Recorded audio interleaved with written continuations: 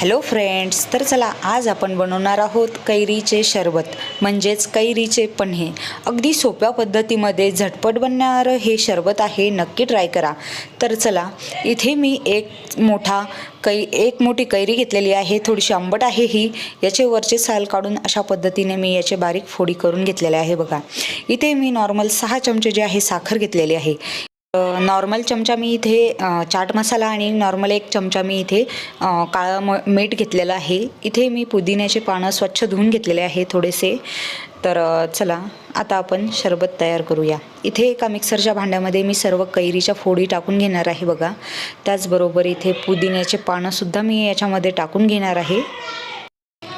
तर त्याचबरोबर इथे मी साखर सुद्धा टाकून घेणार आहे बघा। आणि आपण जे काळं मीठ घेतलं होतं, 1 चमचा काळं मीठ आणि 1 चमचा चाट मसाला इथे मी टाकून घेणार आहे आणि याला व्यवस्थित असं बारीक असं फिरवून घेणार आहे बघा। तुम्ही बघू शकता अशा पद्धतीने फिरवलं।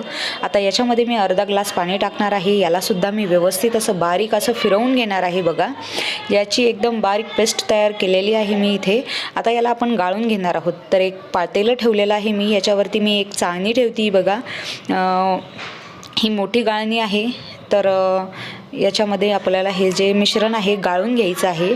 तर इथे मी टाकलेलं आहे हे मिश्रण आणि याच्यामध्ये अजून मी अर्धा ग्लास पाणी पिसळून टाकणार आहे बघा। मिक्सरच्या भांड्यामध्ये मी अर्धा ग्लास पाणी पिसळून याच्यामध्ये टाकून घेणार आहे आणि व्यवस्थित याला गाळून घेणार आहे बघा। पूर्ण व्यवस्थितपणे आपल्याला याला गाळून घ्यायचं आहे। तर चला, चमच्याच्या साहाय्याने मी याला व्यवस्थित असं फिरवून घेणार आहे, जेणेकरून जो गर आहे तो आपल्या खाली ठेवलेल्या पातेल्यामध्ये व्यवस्थित जमा होईल। तर अशा पद्धतीने याला असं व्यवस्थित मिक्स करून जो गर आहे तो गाळून घ्यायचा आहे बघा। तर अशा पद्धतीने मी सर्व गर इथे गाळून घेणार आहे। तर तुम्ही बघू शकता इथे मी सर्व गर जो आहे गाळून घेतलेला आहे। याच्यामध्ये थोडंसं पाणी टाकून मी अजून याला व्यवस्थित असं गाळून घेणार आहे बघा, जेणेकरून साईडला जे थोडंसं कैरीचं जे मिश्रण आहे ते व्यवस्थित याच्यामध्ये येईल। तर याला पण व्यवस्थित मी चमच्याने थोडंसं फिरवून घेणार आहे। आणि आता तुम्ही बघू शकता इथे आपलं जे आहे अर्धा ग्लास पाणी टाकलेलं आहे मी टोटल। याला व्यवस्थित असं काढून घेणार आहे बघा। तर आता याला आपण साईडला ठेवूया। गर व्यवस्थित पातेल्यामध्ये निघलेला आहे आणि आपण टोटल याच्यामध्ये 1.5 ग्लास पाणी ॲड केलेलं आहे, तुम्ही बघू शकता। तर तुम्ही बघू शकता एकदम सुंदर इथे आपलं सरबत जे आहे ह्या भांड्यामध्ये आलेलं आहे बघा, जमा झालेलं आहे एकदम सुंदर। याला आता व्यवस्थित असं मी मिक्स करून घेणार आहे। झटपट बनणारी ही रेसिपी आहे, एकदम सुंदर हे सरबत इथे बनून तयार होतं। टोटल एका कैरीमध्ये 3 ते 4 ग्लास इथे सरबत बनून तयार होतं, तुम्ही बघू शकता। अगदी सुंदर इथे आपलं हे सरबत जे आहे कैरीचं सरबत इथे बनून तयार आहे।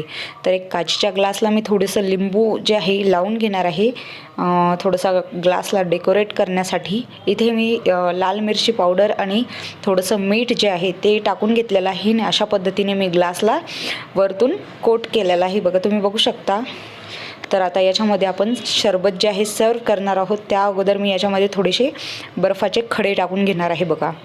तर थोडासा बर्फ इथे मी टाकून घेतलेला आहे आणि त्याच्यावरती मी सरबत टाकणार आहे, तुम्ही बघू शकता। आता थोडेसे मी तर याच्यावरती मी एक पुदिन्याचं पान ठेवणार आहे, तुम्ही बघू शकता। अगदी सुंदर इथे आपलं सरबत जे आहे बनून तयार आहे, नक्की ट्राय करा। व्हिडिओ आवडला असेल तर लाईक करा, शेअर करा आणि माझ्या चॅनलला सबस्क्राईब करा। धन्यवाद। सरबतची रेसिपी अगदी सोपी आहे, नक्की ट्राय करा।